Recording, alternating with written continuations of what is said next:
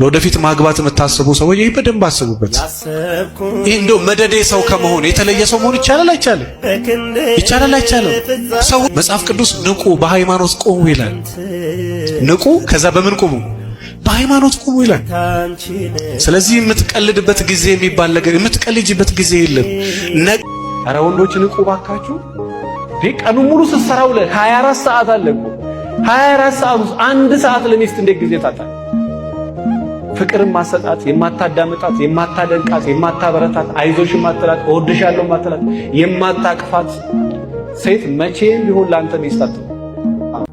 እናንተ ባሎች ክርስቶስ ቤተክርስቲያንን በወደዳት ልክ ሚስቶቻችሁን ሁሉ በልብ ታትሞ የሚስት ፍቅር ይቀመጥ ይላል ታላቁ ሊቅ ዮሐንስ አፈወርቅ። አፈቀራት። ፍቅር አይለወጥም። ፍቅር ሁኔታዎችና ቦታዎች አይቀይሩትም።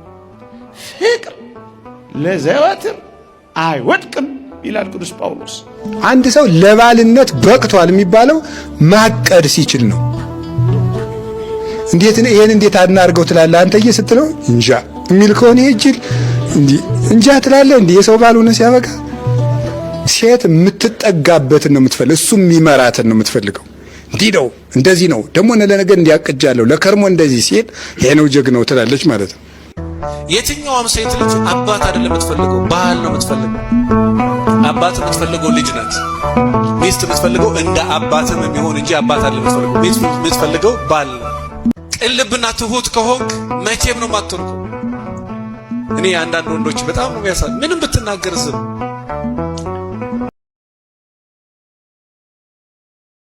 ኧረ ወንዶች ንቁ ባካችሁ።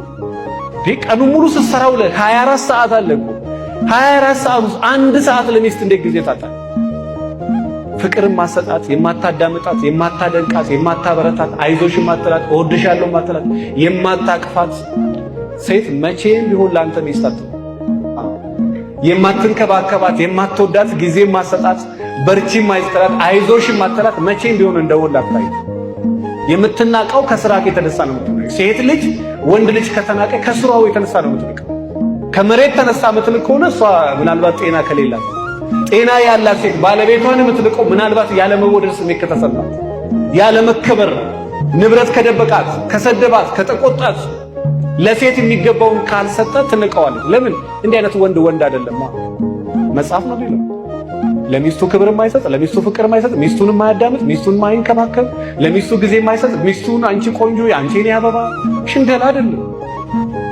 መወደድ ሴቶች ደስ ይላል እንደዚህ ሲልሽ አይልም አይለይም ይላል አይልም ይላል። አዎ አንድ ሴት ደግሞ በባለቤቷ መወደድ ከፈለገች ባለቤቷን ታግዛለች፣ ትንከባከባለች፣ ትወዳለች፣ ጌታዬ ትላለች፣ አባቴ ትላለች፣ ወንድሜ ትላለች። ዝም ብላ ሁለት አይነት አራት አይነት ይሄ እሷ ራሱ ማትበላው ትልቁ ጎላ ወጥ ጠቅልላ ፊት ለፊት መዘርገፍ። በዚህ ዘመን የምግብ ችግር የለም። ሴቶች በደንብ እሱ በዚህ ዘመን ገንዘብ ይጨነቅ የምግብ ችግር የለም። ምግብ ተይና ለባለቤትሽ በትትና በፍቅር አናግሪው፣ አዳምጪው፣ ተንከባከቢው፣ እወድሃለሁ በይው፣ በርታ በይው። የትኛውም ሴት ልጅ አባት አይደለም የምትፈልገው፣ ባል ነው የምትፈልገው። አባት የምትፈልገው ልጅ ናት። ሚስት የምትፈልገው እንደ አባትም የሚሆን እንጂ አባት አይደለም የምትፈልገው። ሚስት የምትፈልገው ባል ነው። ሴቶች ልክ ነው ልክ አይደለም? ልክ ነው ልክ አይደለም? ዝም አላችሁ። ልክ ነው ልክ አይደለም? በቃ ወንድ ደግሞ የሚፈልገው እናት አይደለም። የሚፈልገው ምንድነው? ሚስት። እናት አትሁን ለራሷ። ለምን? ሴትነት ውበት ነው። እስኪ በሉ ሴትነት ውበት ነው። አዎ መጽሐፍ ቅዱስ እግዚአብሔርን የምትፈራ ሴት የተመሰገነች ናት፣ የተከባረከች ናት ይላል። እቺን ሴት መሆን ካላስቀና ምን መሆን ያስቀናል? እንደዚህ አይነት ሴት መሆን ካላጓጓ ምን አይነት ሴት መሆን ያጓጓል? ዞሮ ዞሮ ልባሟን ሴት መሃል ሊያገኛት ይችላል ይልና እንደዚህ ይላል፣ ከቀይ ዕንቁ እጅግ ትበልጣለችና ይላል። ከዛ ደግሞ እንደዚህ ይላል፣ ባሏ ሙሉ በሙሉ ይተማመንባታል። ስንት በስንት ሙሉ በሙሉ ባለቤቷ ምን ይባልላታል?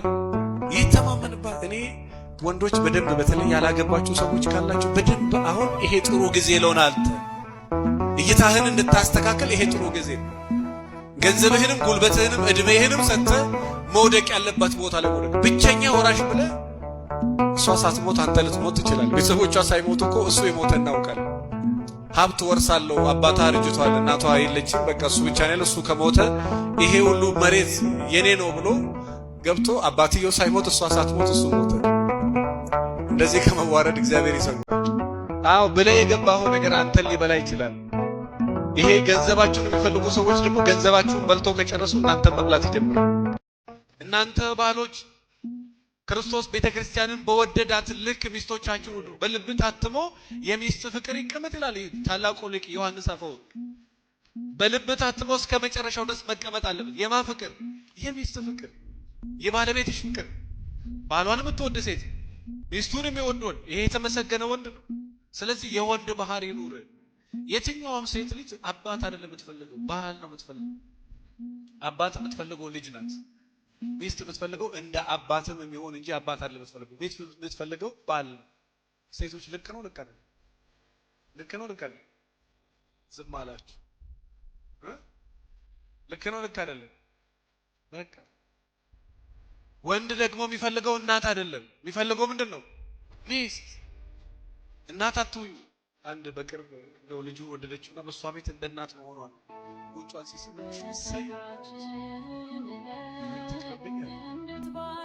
ምን እሰይ ያስባላት? እስኪ ሰው ጉንጩን ተስሞ እሰይ ይላል። በሷ ቤት ቸር መሆኗ ደግ መሆኗ እሱ ሚስት አያደርግም።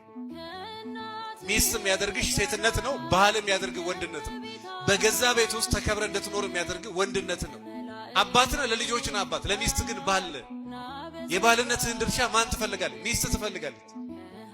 ለእናትሽ ነው ልጆች ይሆንሹ። እንደ እናትም ሁኚ እንጂ እናት መሆን ያለብሽ ለልጆች ነው። ለባል ምን ጊዜ ሚስት ነው መሆን ያለብሽ። ምን መሆን?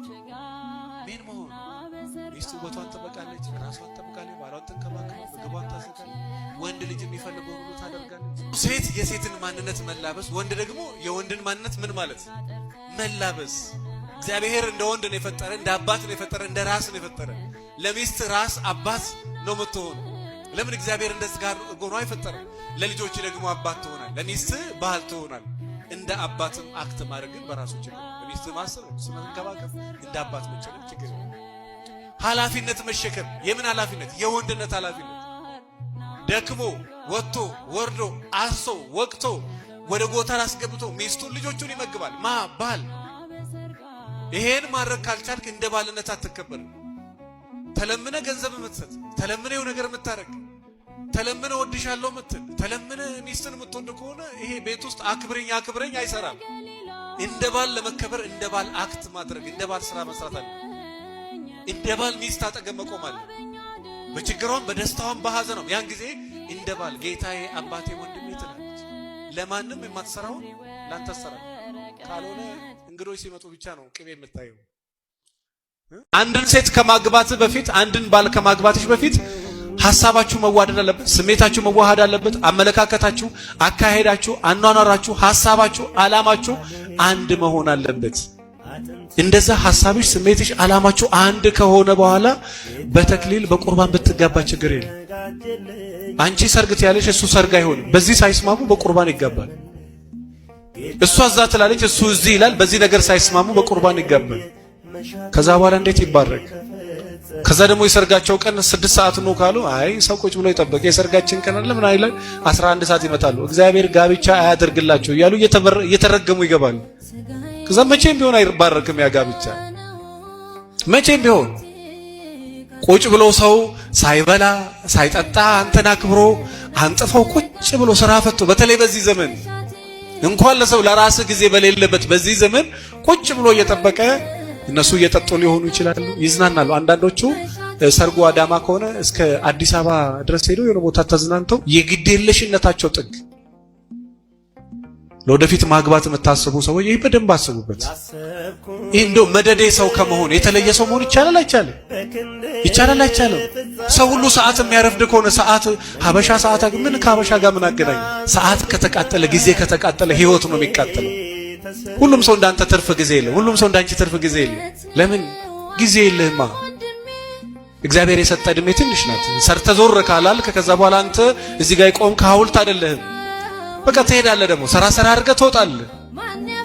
ታልፋለህ፣ ወደማያልፈው ወደ ዘላለማዊ ቤት ትሄዳለህ። በተቻለው መጠን ሰው የሚቀልድበት እድሜ የለውም። ያለችው እድሜ ለሥራ ለመንፈሳዊ ሕይወት ከእግዚአብሔር ጋር ለመሆን ቤቱን ሰላሙን ለዚች ሀገር ለዚች ቤተክርስቲያን የሆነ ነገር ትቶ የሚያልፍበት ዘመን ነው።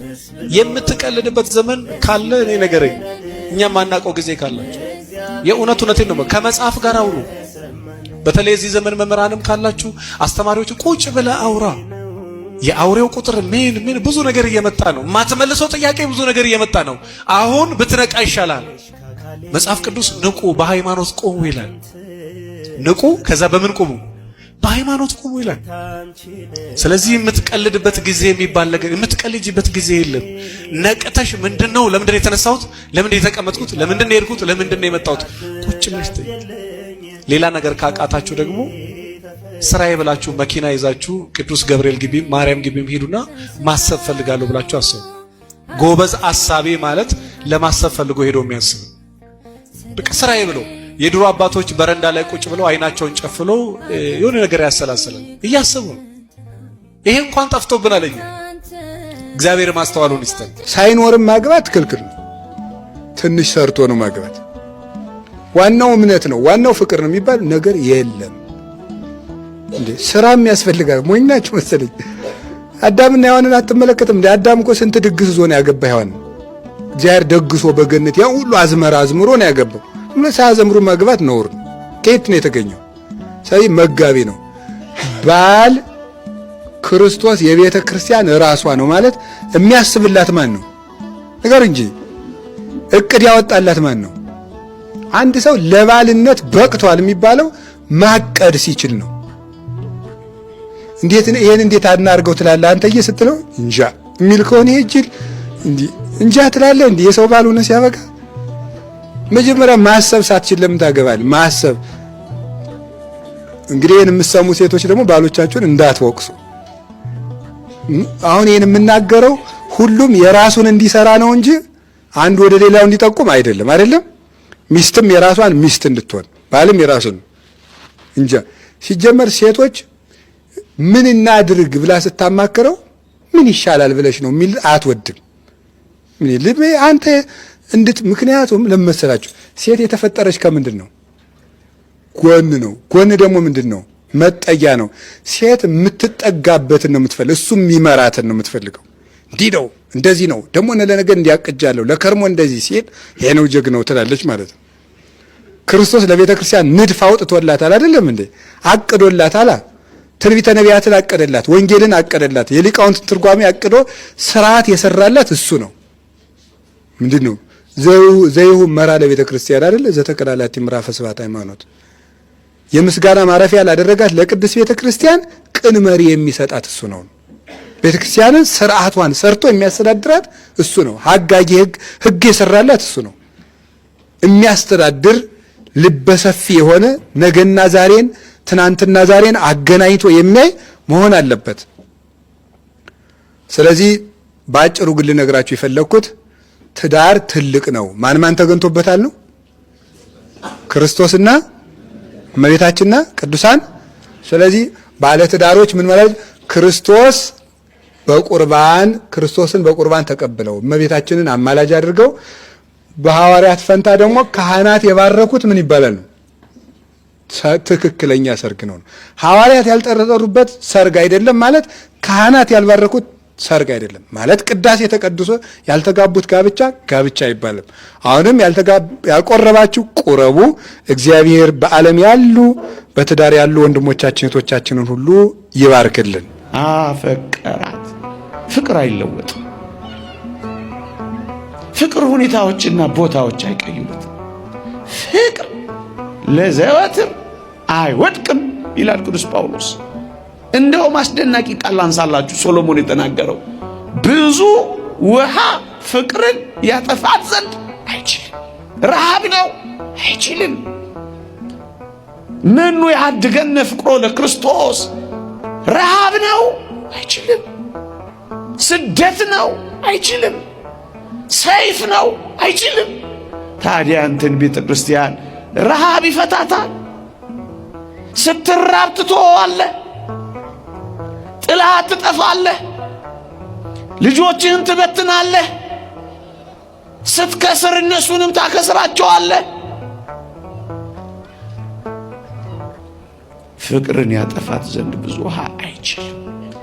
የፍቅርን እሳት የሚንቀለቀለውን የሚያጠፋ ውሃ ምድር ላይ የለም፣ መከራም ቢሆን።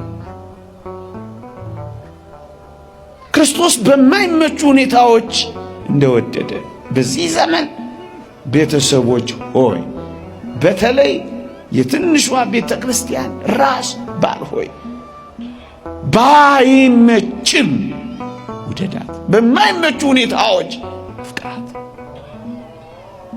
ውደዳት። አብርሃምና ሳራን እንዳትረሳቸው። 3 ጊዜ ድንኳናቸውን እየነቀሉ ድንኳናቸውን እየተከሉ ተንከራተዋል። በረሃብ ምክንያት ተራባ፣ ተጠማ። እንደዚህ ያረጉ የሚኖሩ ብዙዎች አሉ። እንደሱ ነው የኖሩት። በድንኳን የኖሩት ተከራያ፣ እጣ ንጣ። ታዲያስ የእግዚአብሔር ቤተ ክርስቲያን፣ ትንሿ ቤተ ክርስቲያን እንዴት ትፈርሳለች? እንዴት ትተዋለች? እንዴት ችላ ትባላለች? እንዴ በጣም የሚደንቅ ነገር። ሳራን ትንሽና ድንቃትና እናብቃ። እኔ በጣም ትደንቀኛለች። ደም ግባቷንና ውበቷን አቤሜሌክ የሚባለው ንጉሥ አየና ቤተ መንግሥት እንድትገባ ጥያቄ ቀረበላት። ወደዳት። ቤተ መንግሥት ግቢ አላት። እሷ የምትኖረው የት ነው? ከአብርሃም ጋር በድንኳን። ምን ይመቻል ድንኳን? እንጃ። አሁን ያላችሁ እንደዚህ ኑሩ ብትባሉ ትኖሩ